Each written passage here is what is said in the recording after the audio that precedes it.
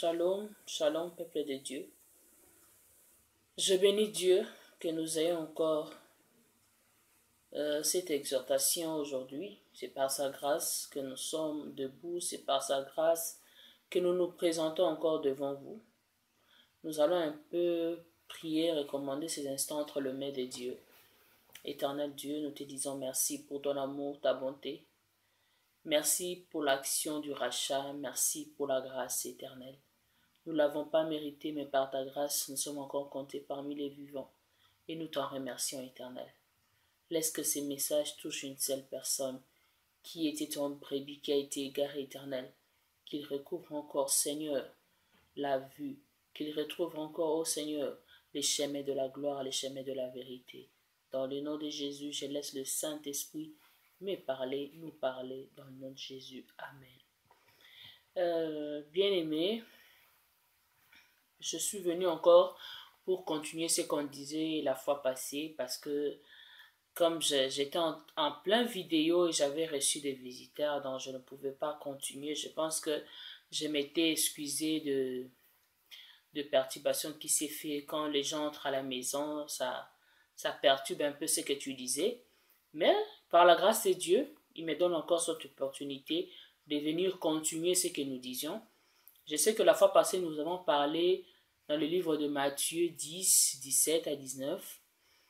Nous voulions interpeller à nos frères, à nos sœurs qui sont perdus, qui sont vraiment, je ne sais pas moi, par ces faux qui s'élèvent en nous prêchant que sous la bénédiction divine, offrande, dîme, tout ça, au lieu de nous parler sur la préparation du retour de l'homme, au lieu de nous parler sur l'avènement du Christ.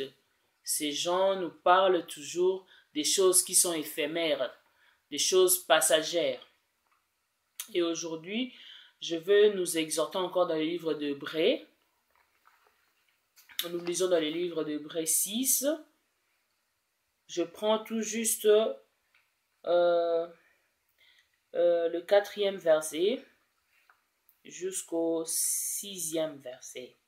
Je lis au nom de Jésus-Christ. La Bible dit: car il est impossible que ceux qui ont été une fois éclairés, qui ont goûté le don céleste, qui ont eu part au Saint-Esprit, qui ont goûté la bonne parole de Dieu et les puissances du siècle à venir, et qui sont tombés, soient encore renouvelés et amenés à la repentance, puisqu'ils crucifient pour leur part le Fils de Dieu et l'exposent à l'ignominie.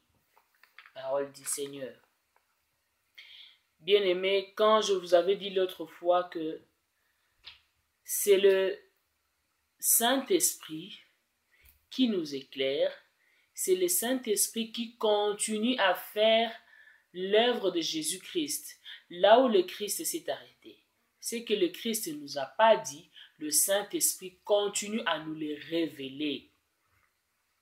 Ici, nous voyons bien, la Bible nous montre d'abord la première proposition que celui qui a accepté Christ dans sa vie, il a déjà goûté au don céleste de Dieu.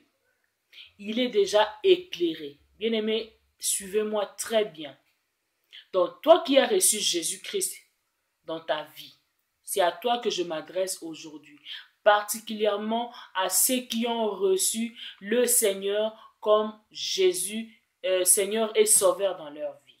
La Bible dit, toi qui as déjà goûté au don céleste de Dieu, toi qui as déjà reçu Christ, toi qui as été déjà une fois éclairé, tu as été éclairé par quoi? Tu as été éclairé par le Saint-Esprit. Comme j'avais dit l'autre fois, quand tu acceptes Christ comme ton Seigneur et Sauveur, tu deviens éclairé car le Saint-Esprit est en toi. Et c'est le Saint-Esprit qui te montre que là où tu es n'est pas un bon endroit pour toi, enfant de Dieu. Là où tu es, ce n'est pas bien pour toi. Le pasteur que tu fréquentes ne sont pas réellement le vrai fils de Dieu. Nous sommes de simples serviteurs. Et quand tu as reçu Christ, le Saint-Esprit t'ouvre les yeux, bien-aimé. Tu n'es plus aveugle. La Bible dit, toi qui as goûté le don céleste, qui ont eu part au Saint-Esprit, qui ont goûté la bonne parole de Dieu et les puissances du siècle à venir. Bien-aimé, comment est-ce que tu peux goûter à la bonne parole de Dieu si ce n'est pas l'action du Saint-Esprit? Donc, il est difficile pour une personne qui est déjà réellement né de nouveau, qui a le Saint-Esprit, qui a été déjà éclairé par le Messie, éclairé par le Saint-Esprit, tu as goûté à la parole. Donc quand tu tiens la Bible, c'est la parole de Dieu, mais ce n'est pas la volonté de Dieu. Maintenant, toi, quand tu tiens la Bible, quand tu lis directement, tu reçois des révélations, tu reçois la volonté de Dieu dans un passage que tu lis. Donc tu n'es plus une personne comme une autre, bien-aimée. Voilà même que Christ nous dit, seules mes brebis entendront ma voix. Si tu es le brebis du Christ, tu dois entendre sa voix. Là où tu es, tu dois comprendre que tu es perdu. Tu dois comprendre que nous sommes au temps de la fin.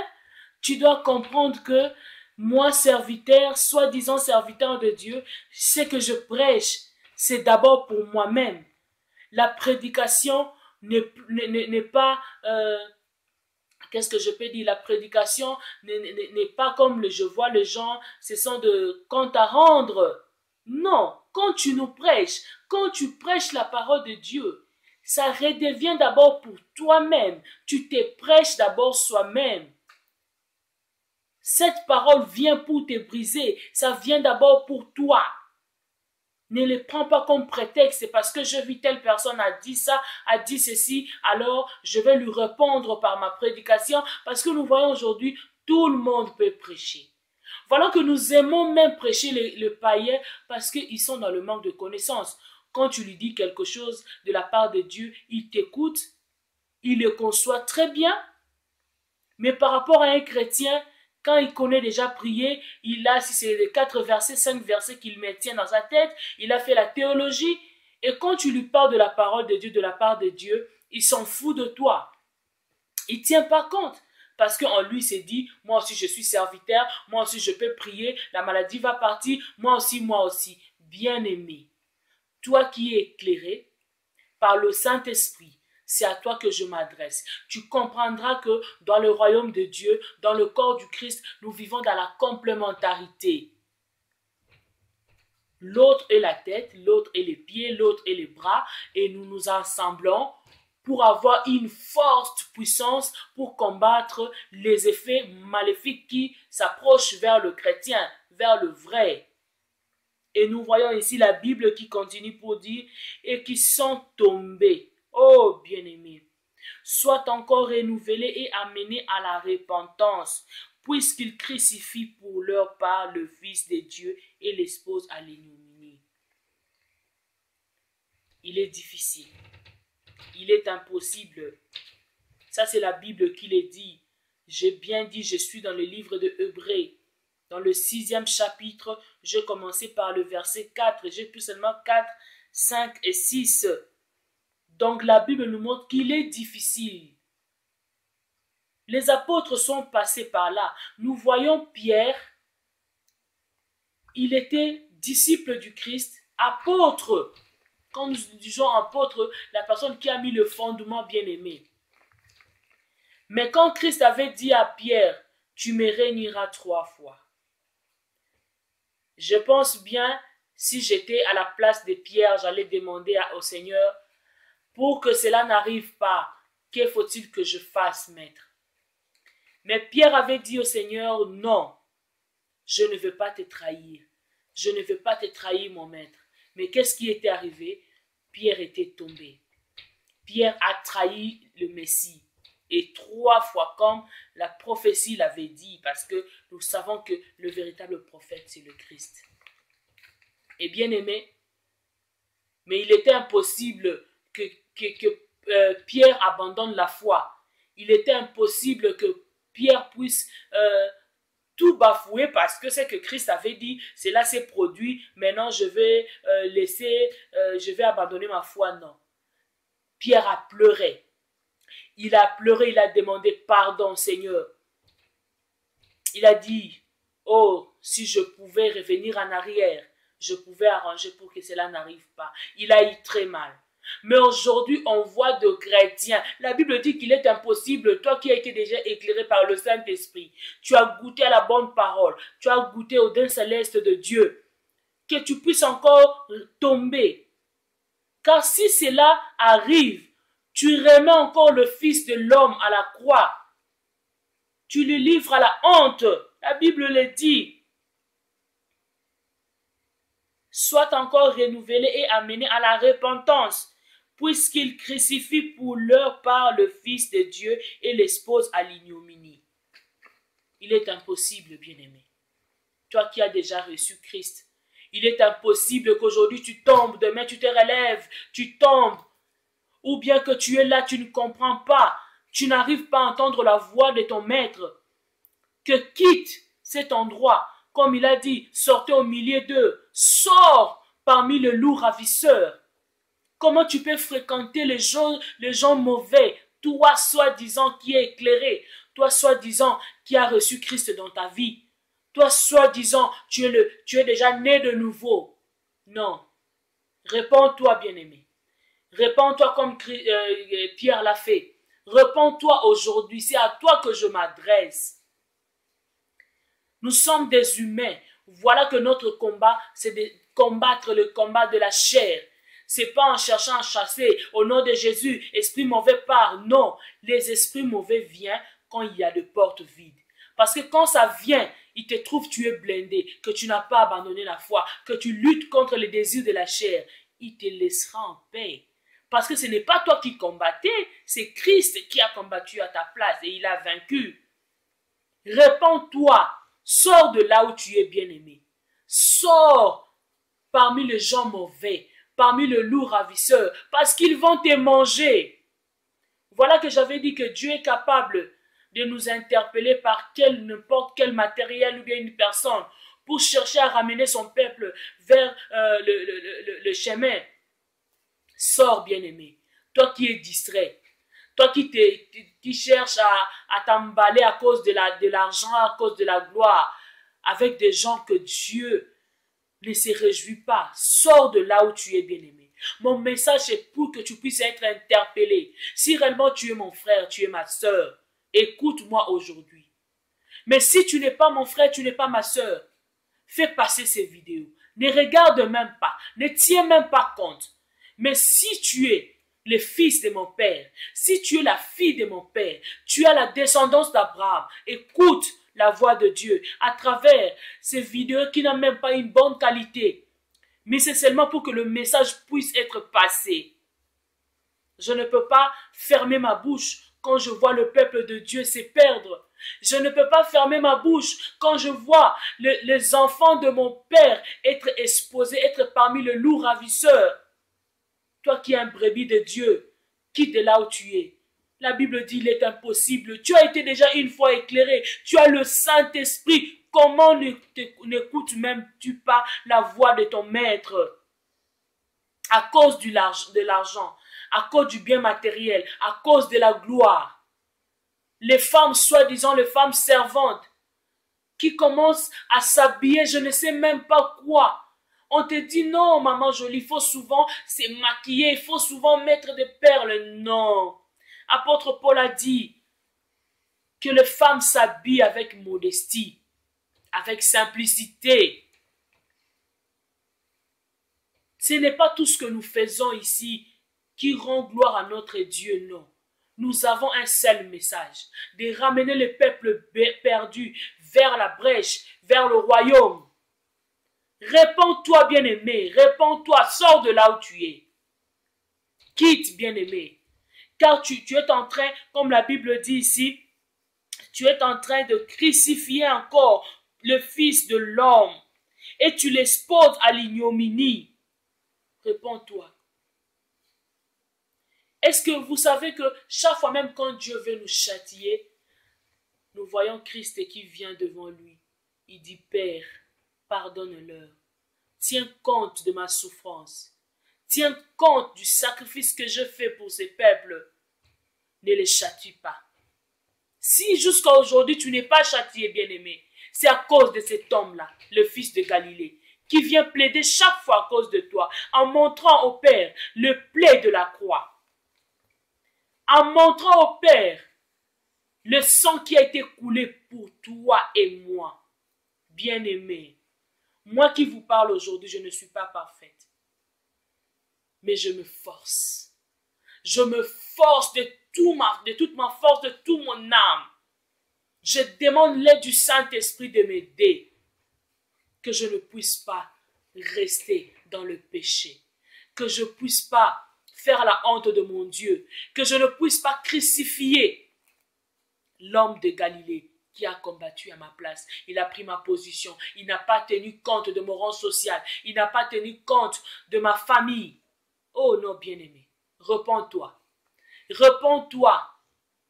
Je ne vous dirai pas de ne plus aller dans les églises, mais sache que la vraie église, c'est d'abord ton âme, ton cœur. Donne ton cœur en Christ, bien-aimé. Donne ton cœur en Jésus. Bien-aimé, sors dans le péché. Que la gloire de ce monde ne te trouble point. Car nous avons dit l'autre fois dans le livre de Matthieu 10, nous avons dit qu'on nous amènera devant la justice, devant le cours des tribunaux, pour chercher de nous trahir, pour chercher de nous persécuter, parce que nous avons cru à un homme merveilleux, Jésus-Christ de Nazareth. Mais toi, ne lâche pas, bien-aimé, même si tu manques à manger, même si tu manques quoi te vêtir, sache que Dieu t'aime. L'important, c'est comme la Bible l'a dit ici, tu crois à la parole de Dieu et les puissances du siècle à venir. Qu'est-ce que nous attend dans les siècles à venir? Une gloire immense, la couronne de gloire, la puissance de Dieu. Bien-aimé, Dieu nous aime. Je voulais seulement dire à une personne de ne pas se tromper, de ne pas chercher à plaire son corps, de ne pas chercher à plaire ses amis, sa famille, mais de chercher à plaire Dieu. Sors de là où tu es. Dieu t'aime. Vois un peu à côté de toi. Qui sont ceux qui t'entourent? Est-ce que tu les serves d'un témoignage? Est-ce que tu les serves d'un témoignage, bien-aimé? Est-ce que ton comportement, est-ce que ta façon identifie réellement que tu es un enfant de Dieu? Que tu as goûté au don céleste de Dieu? Que tu es réellement né de nouveau? Est-ce que tu serves au témoignage aux païens? Est-ce que tu sers témoignage aux païens, bien-aimés? C'est ce que je voulais nous dire aujourd'hui. Que le Dieu d'Israël nous bénisse. Celui qui entend la voix de Dieu, il ouvre son cœur, que Christ entre, qu'il habite en lui, que le Saint-Esprit prenne sa demeure dans ton âme, dans ton esprit, afin que tu quittes les lieux mauvais où tu es, que tu quittes de fréquenter les gens mauvais, le loup ravisseur. Que mon Dieu vous bénisse. Répète cette prière après moi. Seigneur Jésus-Christ, j'ai entendu ta voix ce soir et je donne mon cœur pour toi.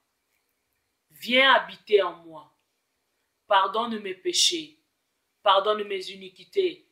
Pardonne-moi, moi qui t'ai trahi, moi qui t'expose encore à la croix, moi qui te livre à l'ignominie, Seigneur. Pardonne-moi. Ne tiens pas compte de mes ignorances. Ne tiens pas compte de mes erreurs. Pardonne-moi, Père. J'ai besoin de toi.